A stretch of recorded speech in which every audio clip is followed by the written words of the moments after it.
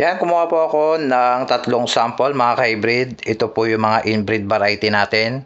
So ito po yung Super 222, NSIC RC 222 at yung aming tanim. Ito po yung tanim namin ng ngayon, NSIC RC 222 at yung tanim din namin na NSIC RC 506. So yan, may nagtatanong sa ating mga ka-hybrid, ano po ba yung pagkakaiba nitong dalawang variety na to, inbreed. So sinama ko na lang din ito kasi para malaman din nyo kung ano po yung pagkakaiba nila about sa mga binutil. Ayan. So shoutout po sa inyo ma'am at Jersley Flores 8553. Siya po yung nagtatanong sa akin kung ano po ba yung dalawa tong pagkakaiba. Yan. So hinanap natin yan mula sa iba't ibang panig dito po sa part ng Gimba, Nueva Ecija. Ayan. At nagre-request gusto niyang malaman kung ano po ba yung pagkakaiba na itong dalawa. So, ayan mga ka-hybrid.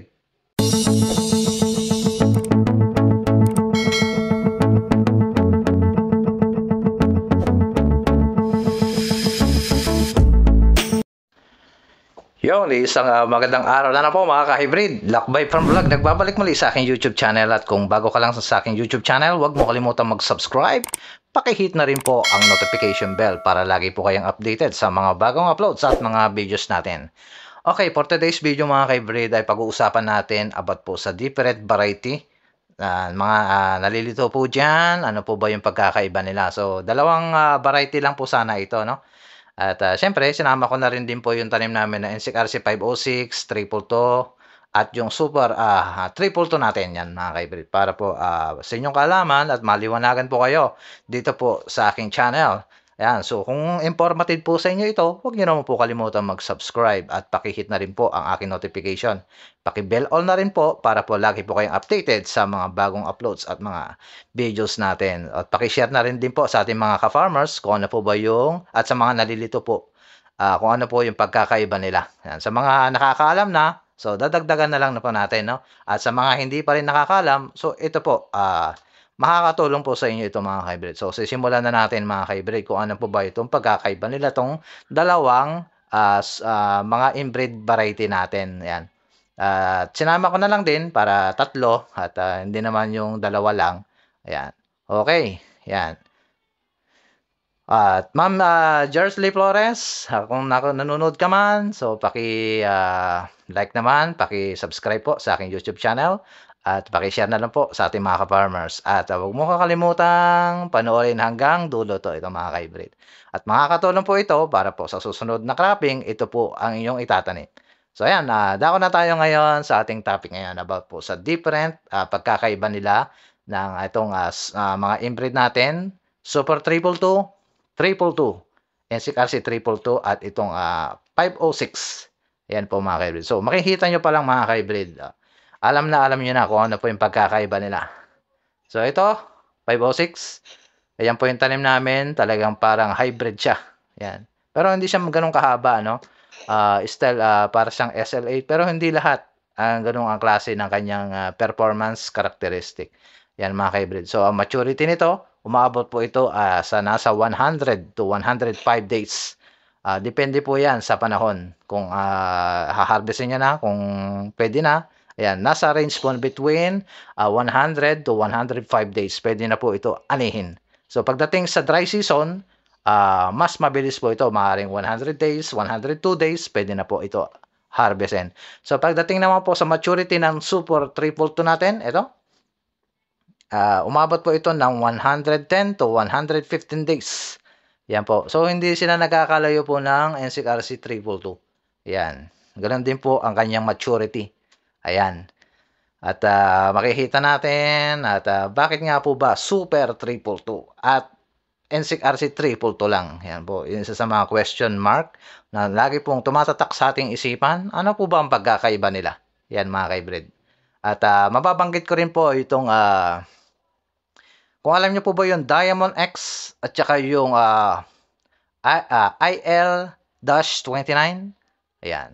So, para po sa inyong kalaman, Super 222, NSIC RC 222, Diamond X, IL-29, yan po yung mga variety. Yan po, tinatawag din natin na tubigan 18. Ayan po, tubigan 18 ang tawag po sa kanila. So, ibig sabihin, pare-parehas lang po sila ng tawag. So, nagkaiba lang po sila sa characteristic. At pagdating po sa eating quality na ating kinakain na bigas. Yan po, ay magkakaiba po sila.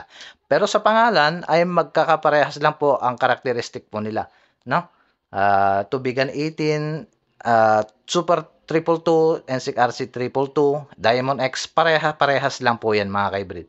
Maturity, so depende na lang din kung nasa sa inyo na po yan, kung nasa texture na po ng butil kung kailan nyo po ito pwedeng ano. Basta ang ranging ng kanyang maturity nasa 105, 10 hanggang 115 po yan mga ka-hybrid. So nagkakatalo lang po yan, nagkakaiba po sila sa eating quality. So ito pong Super 222 natin ay malambot po ito compare po sa NSIC RC 222 na madalas po ito yung ating tinatanim dahil mas mataas po ang kanyang milling recovery pagdating po sa kanyang anihan. Ayan.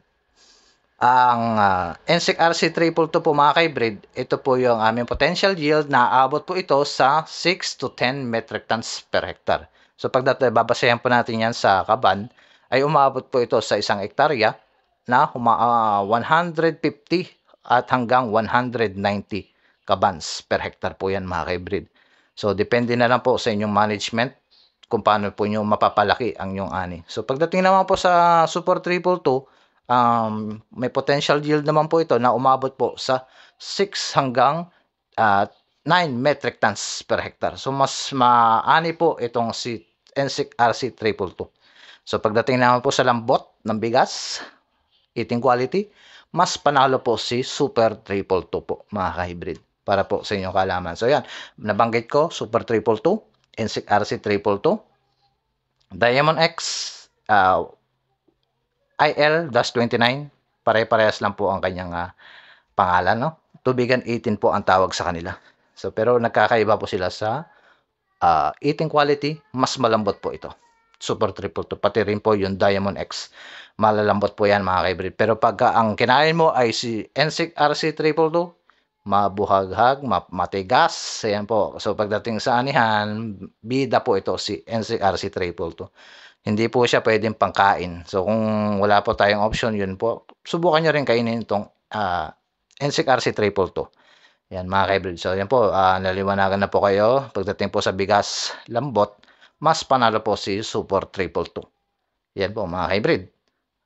Marami na po nakaranas ng Super 222 at yung ating NSIC RC 222. Super 222, NSIC RC 222. So yan mga ka-hybrid, at ano pa ba?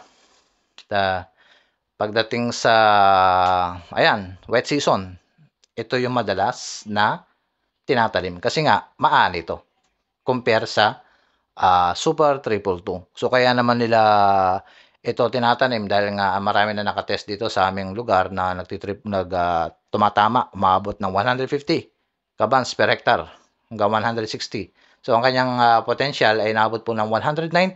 So mas maganda pa 200. Yan po mga ka-hybrid.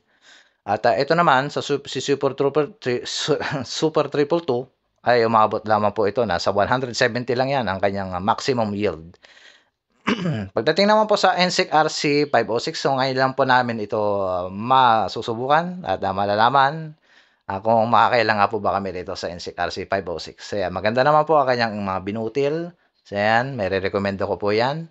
At siyempre, pagdating ng dry season, tayo ay magha-hybrid. Yan po ay mas maganda po at makabawi po tayo sa lahat ng mga gastusin. At yan lang po ang ating pag-asa.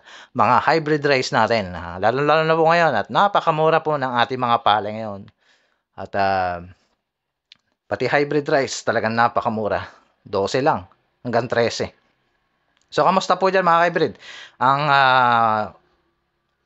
presyohan po dyan sa inyong lugar. So, paki-comment naman po dyan mga ka-hybrid. So, mga nakapag-try na po ng itong ganitong klaseng variety, Super 222 at 222. Paki-comment naman po mga ka-hybrid kung ano po ba yung naging anin niyo po dyan.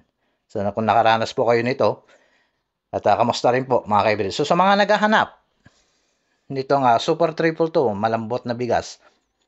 Ilalagay ko po sa aking description yung contact detail na inyo pong makokontakan about po sa paano po mag-o-order nitong Super 222. Ilalagay ko po doon mga kaibigan para po hindi na po kayo magtatanong at ilalagay ko na po doon sa description. I-click nyo lang po sa baba sa aking description below. So yun na po mga kaibrid at sana nakatulong itong aking munting video para po maliwanagan kayo about po sa pagkakaiba nitong dalawang variety at isang variety na 506. Yan po. Ang Super 222, NCRC 222 at 506. Yan po mga kaibrid.